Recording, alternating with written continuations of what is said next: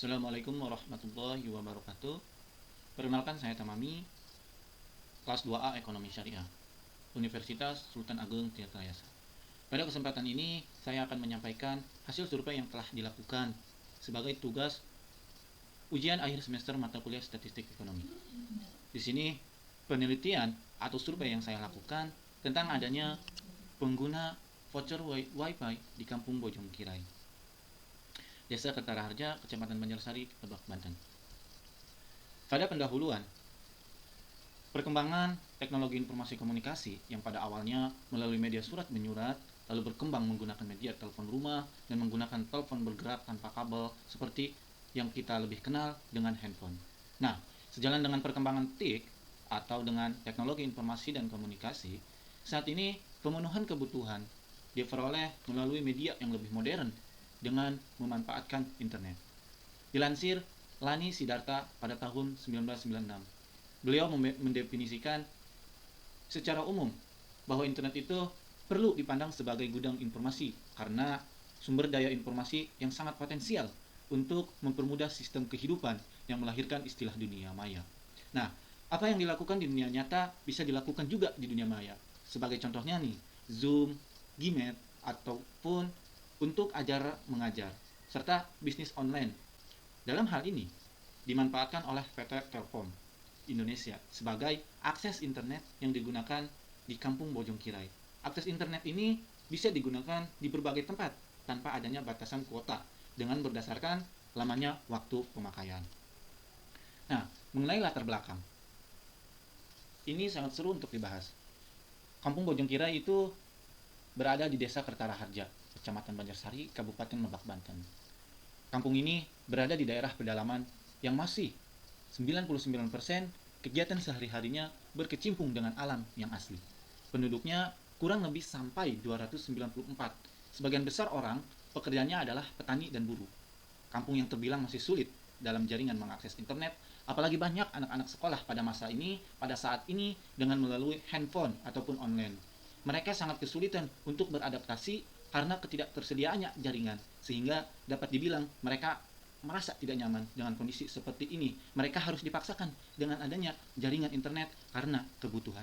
Seperti yang kita ketahui, apalagi di tengah pandemi yang melanda ini, kita mengingat program pemerintah, yaitu Presiden kita, di mana kita harus beradaptasi dan membiasakan untuk tetap belajar di rumah dengan adanya voucher Wi-Fi, menyediakan layanan internet untuk masyarakat agar menikmati Wi-Fi hotspot dengan berkecepatan tinggi tanpa harus berlangganan terlebih dahulu. Ini memiliki berbagai pilihan, di mana tarif yang dapat disesuaikan dengan kebutuhan. Nah, hal ini pun dapat membantu warga Kampung Bojongkirai, apalagi anak-anak yang masih sekolah, serta belanja di marketplace, serta menumbuh kembangkan perekonomian dengan memanfaatkan handphone ataupun komputer dalam penggunaan jaringan Wi-Fi yang tersedia. Nah, mereka dapat menikmati dan menggunakannya di rumah masing-masing tanpa harus mencari sinyal ke tempat tertentu. Walaupun hotspot Wi-Fi ini bisa mengalami kendala apalagi cuaca yang tidak baik. Mengenai tujuan penelitian ini menggunakan penelitian survei, salah satu metode penelitian yang bertujuan untuk memperoleh gambaran tentang karakteristik populasi yang digambarkan oleh sampel. Survei juga dapat dilakukan untuk mengumpulkan data terkait sikap, nilai, kepercayaan, pendapat, keinginan, sikap dan perilaku dari adanya pengguna voucher Wi-Fi di Kampung Bojongkirai, Desa Kertaraharja, dengan cara mengisi kuesioner yang telah disiapkan. Kemudian pun responden mengisi kuesioner tersebut dan akan didapatkan data kuantitatif dari hasil responden yang telah mengisi kuesioner tertulis. Nah, dengan kata lain, penelitian terhadap adanya pengguna voucher Wi-Fi di Kampung Bojongkirai itu untuk mengetahui secara keseluruhan sikap ataupun pendapatan, keluhan, dan keinginan pengguna ataupun responden. Mengenai metode penelitian ini menggunakan metode survei atau penelitian kuantitatif yang digunakan untuk mendapatkan data yang terjadi tentang keyakinan responden, pendapat responden, karakteristik responden, serta perilaku, hubungan variabel, dan menguji beberapa hipotesis tentang variabel sosiologi dan psikologis dari sampel yang diambil dari populasi tertentu. Teknik pengumpulan data ini dengan pengamatan, dengan wawancara atau mengisi kuesioner tertulis yang tidak mendalam. Selain itu, ada beberapa tahapan dalam metode penelitian ini. Yang pertama adalah mendesain survei, kemudian melaksanakan survei, terus menganalisis survei serta menuliskan hasil survei. Nah, teman-teman bisa lihat di sini ada berupa gambar, formulir ataupun kuesioner yang akan diberikan kepada responden. Itu berupa profil responden serta tanggapan responden. Kemudian kita beralih pada responden berdasarkan jenis kelamin. Nah, hasil responden berdasarkan jenis kelamin itu terdapat 95 orang laki-laki dengan 59% dibandingkan perempuan hanya 65 orang ataupun 41% saja. Nah, kemudian survei pengguna voucher WP berdasarkan usia. Dari data ini, paling tinggi usia 13 sampai 20 tahun dengan 43%. Dengan kata lain, penggunanya oleh kategori remaja, dan paling rendah adalah pengguna dengan usia 31 tahun sampai 45 tahun dengan persentase 10%. Nah, di sini ada survei bukan pengguna voucher WiFi berdasarkan usia. Nah, dari data ini diketahui sebanyak 60 orang itu tidak menggunakan voucher WiFi. Itu dengan persentase tinggi 42% dengan 25 orang. Itu berdasarkan kategori usia 21 sampai 30 tahun. Kemudian ini berdasarkan pendidikan. Nah, hasil responden menyatakan bahwa paling banyak hanya dengan 29% berpendidikan SMA saja. Dengan kata lain, orang yang SMP itu 26%, setara dengan 41 orang. Kemudian responden berdasarkan pekerjaan. Dari data ini dilihat bahwa pekerjaan yang paling tinggi adalah dengan 80 orang, yaitu dengan presentasi 50%. Mereka masih pelajar dan disusul oleh pekerjaan petani 42 orang, setara dengan 30%. Kemudian jumlah responden pengguna voucher WP itu menunjukkan mayoritas penduduk Bojongkirai ini menggunakan voucher WP paling banyak, setara dengan 100 orang atau 72%. Kemudian alasan mereka mengapa menggunakan voucher WP itu bervariasi. Di sini hasil responden hampir 50% menyatakan adanya WiFi karena memudahkan untuk berkomunikasi dan mengakses apapun dengan digunakan di tempatnya masing-masing tanpa harus mencari jaringan ke tempat tertentu lagi. Alasan tadi mengapa mereka tidak menggunakan voucher WiFi ini juga sangat bervariasi.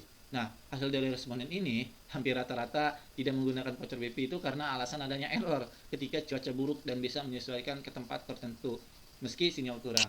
Harga voucher WiFi yang sering digunakan itu ternyata bervariasi, ada yang 4.000 per 3 jam, 6.000 per 6 jam, 8.000 per 8 jam. Nah, maka dari hasil responden ini yang paling sering pengguna voucher WiFi itu dengan harga 8.000 dengan durasi 8 jam karena dengan jangka waktu yang lumayan cukup lama sekaligus ada batas hari pemakaian. Survei seberapa seringnya menggunakan voucher WiFi. Nah, dari hasil survei ini diketahui presentasi dalam menggunakan voucher WiFi, responden dikatakan lebih banyak dalam kategori sering dalam penggunaan voucher WiFi, disusul dengan sangat sering. Nah, kemudian survei dalam kualitas voucher WiFi terhadap kecepatan aksesnya, yaitu melihat hasil responden seperti ini bahwa kualitas kecepatan akses dengan menggunakan voucher WiFi paling banyak itu merespon dengan cepat dan di bawahnya dengan responden sangat cepat. Kemudian survei seberapa penting dan bergunanya adanya voucher WiFi di Kampung Bojongkirai ini terhadap responden. Nah, maka dari hasil responden menyatakan bahwa yang paling banyak itu sangat penting ternyata dan berguna terhadap adanya voucher WiFi di Kampung Bojongkirai untuk memaksimalkan pengaksesan internet. Adanya kendala saat menggunakan voucher WiFi. Tentu dari hasil responden ini menyatakan bahwa saat menggunakan voucher WiFi pun ada saja kendala yang sering dialaminya tidak selalu stabil. Maka dalam hal ini responden mengatakan ya, adanya kendala itu 70% dan tidak 30%. Kemudian tentang jangkauan harga, melihat hasil responden ini terbanyak seperti ini, bahwa harga voucher WiFi itu terbilang sangat murah oleh penggunaannya dengan presentasi 45%. Kesesuaian harga voucher WiFi itu ada beberapa varian dalam pengisian dari responden. Dari sejumlah hasil dari responden dapat dikatakan bahwa kesesuaian harga voucher WiFi yang dijual dan mereka beli itu paling banyak adalah sesuai. Nah, kemudian untuk membeli voucher WiFi terhadap kemudahannya. Nah, hasil dari responden dapat dikatakan bahwa dalam membeli voucher WiFi yang dijual paling banyak merespon itu sangat mudah dan disusul responden mudah yang kedua. Karena memang kemungkinan penjualnya juga di daerah situ tidak jauh dari rumah mereka. Saya menyimpulkan, dengan adanya voucher WiFi di Kampung Bojongkirai saat ini membuat sejumlah masyarakat yang menggunakan handphone, apalagi yang sekolah dengan media online ataupun daring, merasa mudah dan cukup terbantu karena sebelumnya mereka harus mencari jaringan ke tempat-tempat tertentu untuk mengakses apapun melalui internet dengan jaringan data. Mereka bisa berbelanja di rumah dengan menggunakan jaringan WiFi yaitu dengan mengakses internet melalui marketplace. Walaupun voucher WiFi ini memiliki berbagai pilihan tarif yang dibeli, mulai dari 4.000 per hari sampai dengan harga yang diinginkan per bulannya dengan batasan waktu tertentu. Tetapi hal itu pun tidak menjadi masalah bagi pengguna dibandingkan harus mencari sinyal yang tidak tentu dan jaringan yang selalu ada. Terima kasih. Usikum binafsi. Wassalamualaikum warahmatullahi wabarakatuh.